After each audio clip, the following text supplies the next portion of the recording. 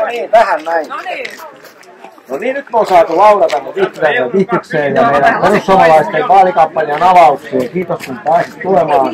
Ja nyt mä haluaisin yhden kysymyksen sinulle esittää, että mitä ohjeita annat nyt kankaanpääläisille äänestäjille tässä tilanteessa? No niin, tervehdys kaikille. Oikein paljon kiitos kutsusta.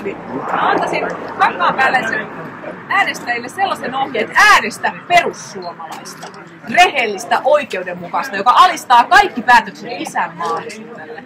Taatusti pitää kuntalaisten puolta ja perus- ja ihmisoikeuksista ei tingitä, ei kankaanpääläistä.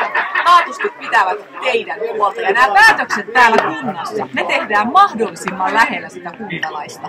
Mä luotan tähän kaveriin, mä luotan kaikkiin perussuomalaisiin ehdokkaisiin äänestä perussuomalaisia. Kiitoksia kansanedustaja Laura Huhtasaari ja tulevaan varapuheenjohtaja. No niin, kiitos.